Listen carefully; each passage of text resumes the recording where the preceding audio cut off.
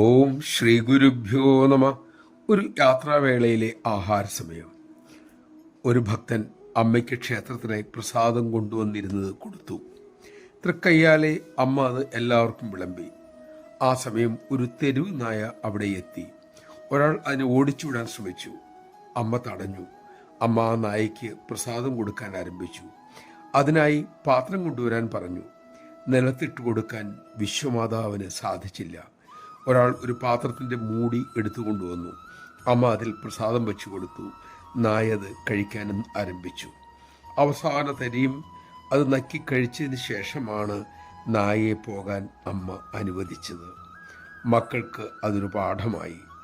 അമ്മ മനുഷ്യർക്ക് നൽകുന്ന ആദരവും പരിഗണനയും മൃഗങ്ങളോടും അല്ല, എല്ലാ ജീവജാലങ്ങളോടും കാണിക്കുമെന്ന പരമമായ അറിവ്. നമഃശിവായ. അമ്മ ഒരിക്കൽ അരുളിയിട്ടുണ്ട്, എല്ലാറ്റിലും അമ്മ ഉണ്ടെന്ന അറിവിൽ നിങ്ങൾ എല്ലാവരോടും എല്ലാറ്റിനോടും പെരുമാറുമ്പോഴാണ് നിങ്ങൾ അമ്മയുടെ ഭക്തന്മാരെന്ന് അമ്മയ്ക്ക് പറയാൻ കഴിയൂ. അങ്ങനെയുള്ള ഭക്തന്മാരാകാൻ നമുക്ക് ശ്രമിക്കാം. അതിനുള്ള വിവേകത്തിനായി, ശക്തിക്കായി ആ ശക്തി സ്വരൂപിണിയോട് തന്നെ പ്രാർത്ഥിക്കാം.